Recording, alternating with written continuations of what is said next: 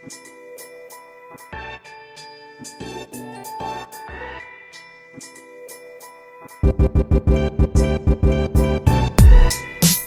Guys, welcome back to Pintech. അപ്പോൾ ഇന്ന് നമ്മൾ പറഞ്ഞ പോലെ തന്നെ മോട്ടോ H20 ഫ്യൂഷന്റെ റിവ്യൂ ആണ്.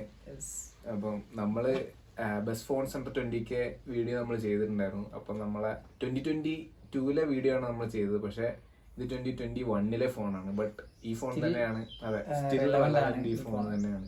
പിന്നെ അതുപോലെ മറ്റു പല ചാനൽസും ഈ ഫോണിനെ ഫീച്ചർ ചെയ്തിട്ടുണ്ടായിരുന്നു 2022 ബെസ്റ്റ് ഫോൺ സെന്റർ 20K എന്ന് പറഞ്ഞിട്ട്.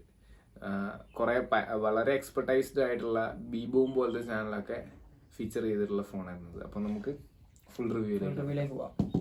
അപ്പം നമ്മളെ കയ്യിലുള്ള വേരിയൻ്റ് എന്ന് പറഞ്ഞാൽ 8GB 128 എൻ്റെ വേരിയൻ്റ് ആണ്. ഇതിൻ്റെ മെമ്മറി എന്ന് പറയുന്നത് UFS 2.0 എൻ്റെ മെമ്മറിയാണ്.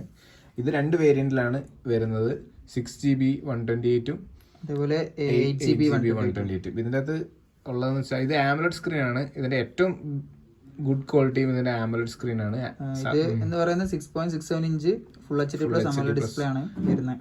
90 ഹെർട്സ് ആണ് ഇതിന്റെ റിഫ്രഷ് റേറ്റും കാര്യങ്ങളൊക്കെ. പക്ഷെ 90 ഹെർട്സ് ഭയങ്കര ഓക്കെ ആണെന്നാണ് എനിക്ക് തോന്നുന്നത്.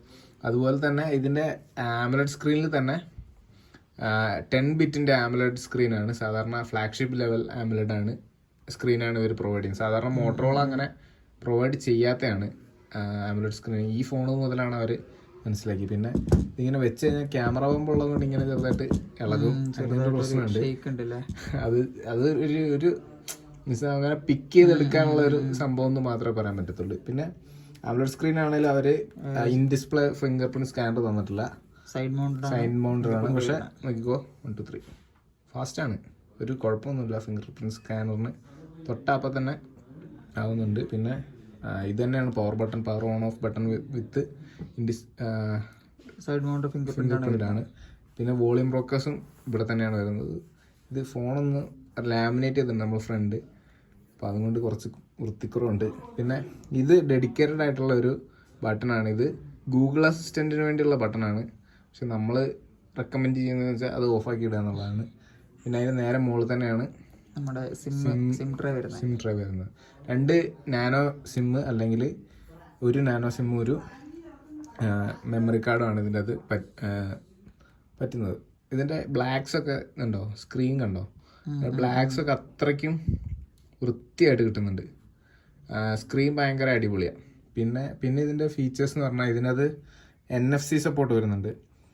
മിഡ് റേഞ്ച് സ്മാർട്ട് ഫോൺസിന് അങ്ങനെ NFC അധികം പ്രൊവൈഡ് ചെയ്യാറില്ല. അപ്പം NFC ഇതിൻ്റെ അതുണ്ട്. പിന്നെ അതുപോലെ കരിയർ അഗ്രിഗേഷൻസ് ഉണ്ട്, അതുകൊണ്ട് നല്ല നെറ്റ്വർക്ക് കവറേജ് കിട്ടും. പിന്നെ മെയിൻ ആയിട്ടുള്ള ഇതിന്റെ ഇത് പറഞ്ഞാൽ സ്റ്റോക്ക് ആൻഡ്രോയിഡ് ആണ്. അതെ, UI ഭയങ്കര അടിപൊളിയാണ്. അതുണ്ടോ, പിക്സലിന്റെ അതേപോലെ തന്നെ ഇതിന്റെ ഇതിലുള്ള അങ്ങനെ ബ്ലോട്ട് വെയർസ് ഒന്നുമില്ല ഇതിനത്. പിന്നെ 2-3 ആപ്സ് ബ്ലോട്ട് വെയർ ഒന്നും വിളിക്കാൻ പറ്റത്തില്ല. മെമ്മറി മോട്ടറോള നോട്ടിഫിക്കേഷൻ, ഇത് നെറ്റ് വേണ്ട ആപ്പാന്ന് തോന്നുന്നു. മോട്ടറോള നോട്ടിഫിക്കേഷൻ എന്ന് പറയുന്നത് ഇത് മോട്ടോ, ഈ ആപ്പ്. ഇത് നമ്മളെ കസ്റ്റമൈസേഷന് വേണ്ടിയുള്ള കുറേ ആപ്പുകളൊക്കെ കസ്റ്റമൈസേഷൻ.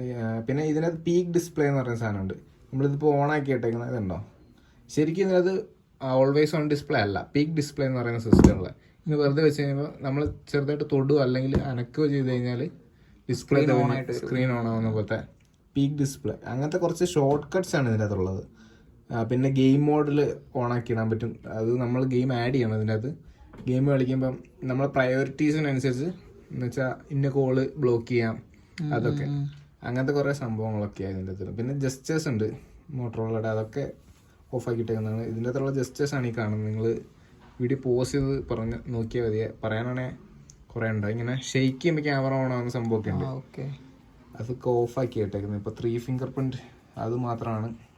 പിന്നെ പിക്ക് ടു സൈലൻസ്, ഇപ്പോൾ റിങ് അടിച്ചുകൊണ്ടിരിക്കുകയാണ്, ചുമ്മാ എടുത്തു കഴിഞ്ഞാൽ ഇത് സൈലൻ്റ് ആയിപ്പോകും. എന്നിട്ട് അവിടെ തന്നെ വെച്ചാൽ മതി, അല്ലെങ്കിൽ കോൾ എടുക്കാനുള്ള കോളാണ് എടുക്കുക.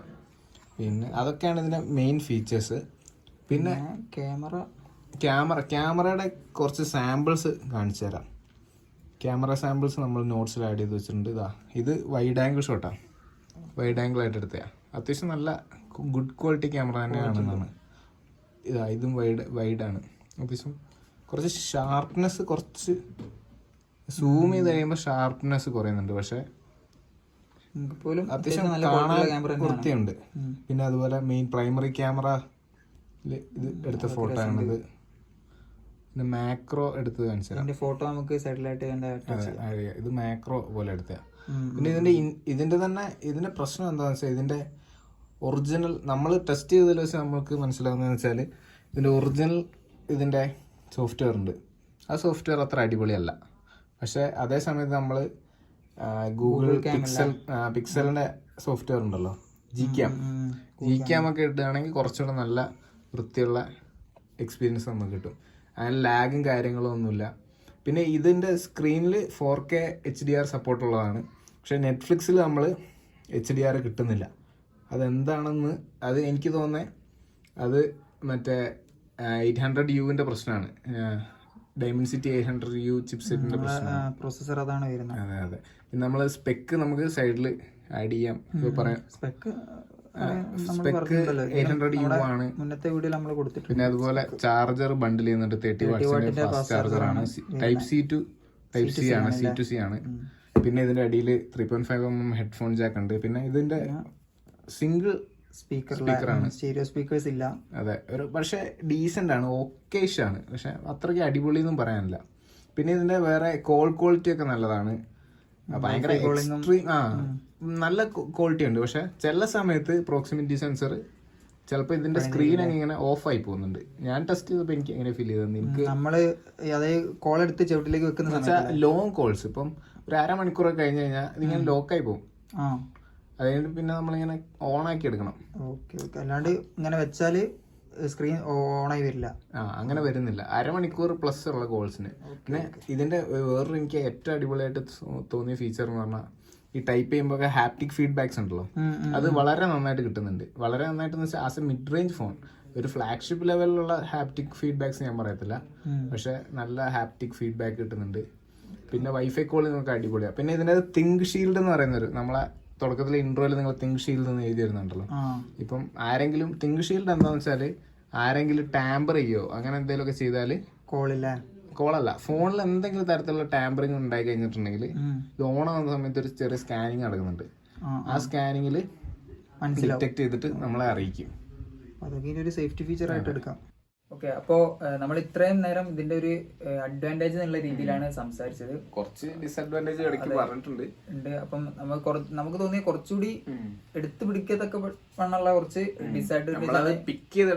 ഡിസഡ്വാൻറ്റേജസ് ആണ് നമ്മൾ ഇനി പറയാൻ പോകുന്നത്. അതാണ് അപ്പൊ അതില് ഞങ്ങൾക്ക് തോന്നിയ ഒരു കാര്യം എന്ന് പറയുന്നത്, നമ്മളിപ്പം ബ്രൈറ്റ്നസിന്റെ ഈ ഫോണിന്റെ ബ്രൈറ്റ്നസ് എന്ന് പറയുന്നത് അത്യാവശ്യം കുഴപ്പമില്ലാത്ത രീതിയിലുള്ള ബ്രൈറ്റ്നസ് ആണ്. പക്ഷെ നമ്മൾ ഇപ്പം ഒരു നട്ടുച്ചയ്ക്ക് അല്ലെങ്കിൽ ഒരു പകൽ സമയത്തൊക്കെ പുറത്ത് പോയി നിൽക്കുമ്പോൾ നമുക്ക് തോന്നും ഒരു പൊടിക്കൂടി ഒരു ബ്രൈറ്റ്നസ് ഉണ്ടായിരുന്നെങ്കിൽ എന്ന് ഫീൽ ചെയ്യും. പൊടിക്കൂടി ഉണ്ടാകാതെ കൊള്ളാന്നുള്ള ഒരു ഫീൽ. അതെ, എന്ന് വെച്ച്